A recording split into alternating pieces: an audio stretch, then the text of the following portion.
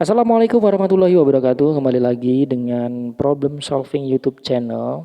Hari ini kita akan coba memperbaiki sebuah blender ya, mereknya Miyako, tipenya itu 102. Jadi buat teman-teman YouTube dimanapun berada, dan yang terpenting nih buat teman-teman yang belum subscribe, silahkan di subscribe aja ya, karena masih banyak alat-alat yang bisa kita perbaiki sendiri di rumah. Jadi blender ini rusaknya adalah mati total. Nah, sebelum kita bongkar, saya sudah bikinkan wiring diagramnya. Jadi teman-teman bisa simak dulu ya yang ini. Kita akan bahas dulu wiring diagram blender ini ya. Jadi sebenarnya wiringnya itu sangat sederhana ya teman-teman. Jadi kita awali dari yang sebelah sini, ini namanya steker. Atau orang bilang apa ya, colokan listrik. Nah, ini biasanya disebut juga kabel power misalkan gitu. Jadi biasanya kalau blendernya mati, yang pertama dicek teman-teman ini yang paling gampang adalah kabel powernya dulu, nyambung apa enggak. Nah dari kabel power ini akan masuk ke saklar on off. Dari situ diteruskan ke lilitan stator. Nah lilitan stator itu adalah gulungan bagian dari blender yang tidak bergerak ya. Jadi gulungan yang tidak bergerak atau stator. Baru masuk ke karbon brush atau orang bilang arang ya. Dari arang ini akan diteruskan ke lilitan rotor. Nah, di sini adalah bagian lilitan yang berputar ya. Kemudian masuk lagi ke carbon brush yang satunya lagi. Nah, dari sini juga akan diteruskan ke sikring atau thermal fuse ya. Nah, dari thermal fuse ini akan masuk kembali ke lilitan stator. Jadi lilitan statornya ada dua ya teman-teman, kanan kiri ya. Nah, dari sini baru bertemu dengan kabel power yang satu lagi ya. Nah, kondisi normal seperti ini maka lilitan rotor ini akan berputar ya teman-teman.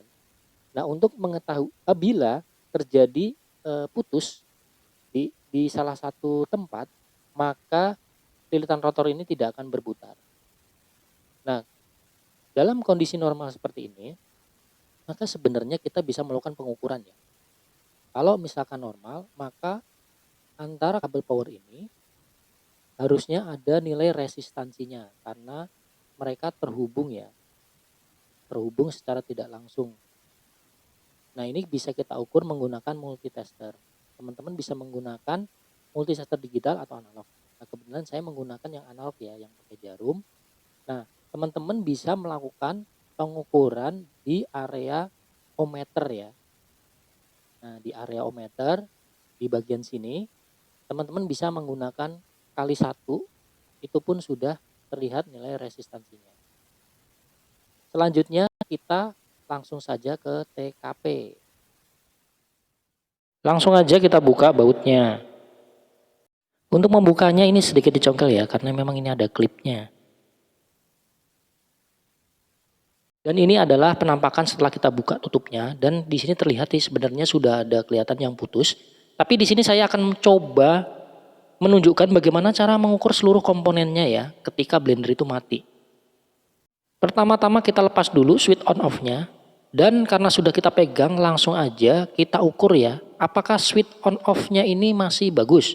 Kita gunakan multitester di skala ohm kali 1 aja. Kemudian kita ukurkan di kaki switch-nya sambil di-on-kan. Kalau jarumnya bergerak, tandanya switch-nya masih oke. Selanjutnya kita ukur kabel powernya. Jadi kabel powernya ini juga sama, harus terkoneksi dengan ujung kabel dengan ujung colokannya ya. Kalau bergerak berarti oke. Kita persempit area pengukuran, selanjutnya kita ukur motornya atau mesinnya, dan ternyata memang putus, jarumnya tidak bergerak. Nah, untuk mengetahui bagian detail mana yang putus, kita harus bongkar. Pertama kita lepas kipas pendinginnya menggunakan obeng pipih ya, pelan-pelan. Saya menggunakan pas grip untuk membantu membuka konektornya. Dan bila keras, ini biasanya saya menggunakan kunci pipa ya, untuk membantu memutar.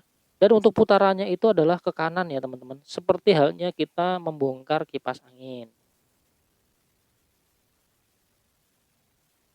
Nah untuk seri ini biasanya bedanya nanti ada di drat ini ya. Ini pakai drat kecil dan ada juga yang pakai drat besar ya.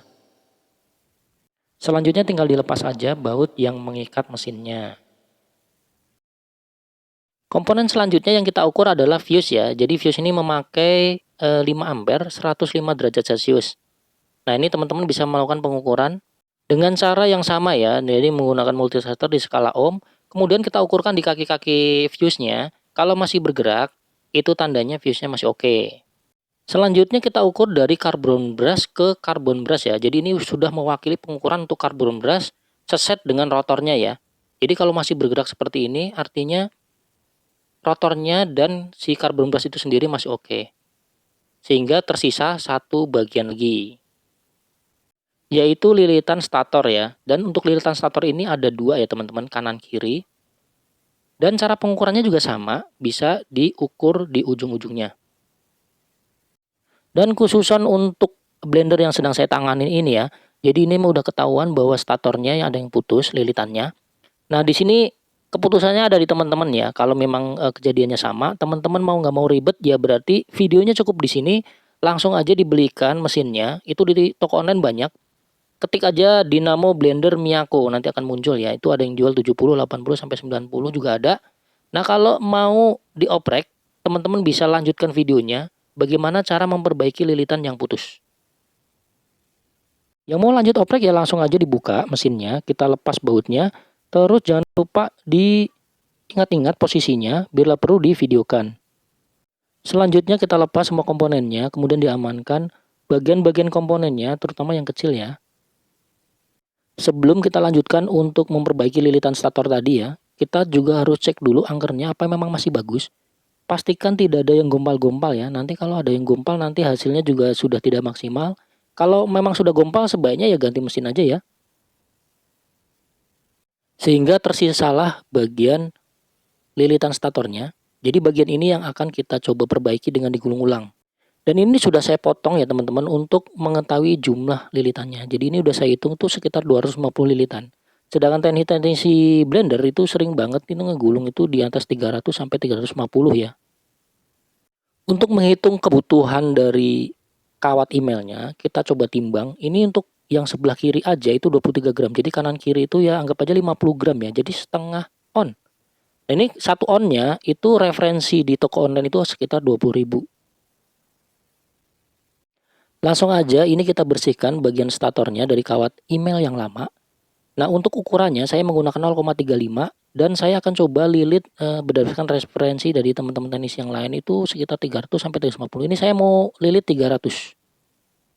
Untuk teknik lilitnya itu macam-macam ya. Setiap teknisi itu punya cara yang berbeda-beda gitu ya. Ada yang digulung dulu, ada yang langsung ke badannya gini ya. Kalau saya cenderung lebih suka langsung karena lebih rapi biasanya. Karena nggak ada yang berlebih. Nah, saya juga menggunakan sedotan untuk memudahkan handling pada waktu ngelilit ya.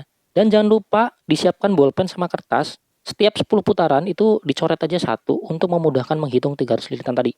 Dan ini saya percepat videonya karena tadi itu adalah gerakan berulang. Pokoknya intinya kalau udah jadi kira-kira kayak gini lah ya.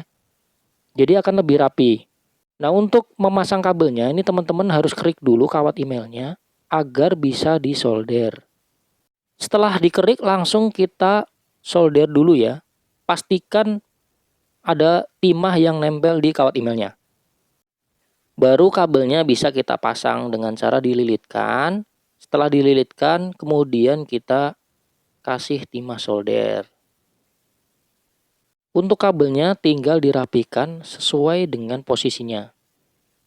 Setelah kabelnya kita pasang, jangan lupa diukur dulu ya teman-teman. Pastikan bahwa sambungan yang kita buat tadi itu bagus. Nah selanjutnya kita tinggal pasang untuk stator yang satunya lagi ya. Nah ini biasanya kalau teman-teman lupa, ini pokoknya yang masuk ke magnet brush atau areng itu silang ya. Jadi bingung nih kan tinggal dua lagi, sebelah kanan pas sebelah kiri gitu. Tinggal ngelihat persilangan dari kabel yang masuk ke arengnya. Setelah terpasang sama ya kita ukur dulu untuk memastikan sambungannya oke. Untuk fuse-nya jangan lupa ya kita kabel tisin lagi supaya nempel sama lilitannya. Karena ini tujuannya kalau lilitannya panas atau short ampernya naik dia akan putus. Sebelum kita pasang lagi sebaiknya rotor asnya juga kita bersihkan. Nah ini saya menggunakan karton bekas. Bisa juga menggunakan amplas 10.000. Nah untuk bagian bosnya ini saya menggunakan grease CVT ya. Ini saya biasa pakai grease CVT untuk kipas angin juga. Selanjutnya kita rakit kembali seperti semula.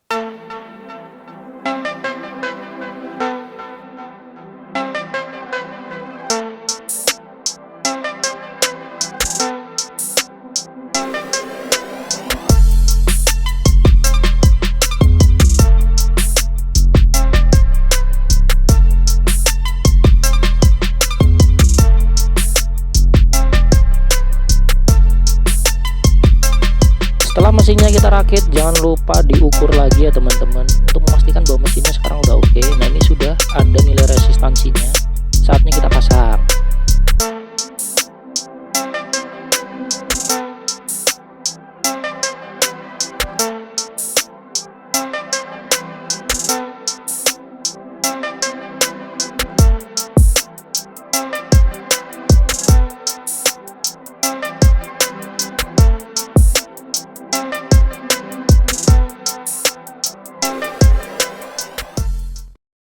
Nah ini saatnya kita coba ya, apakah hidup.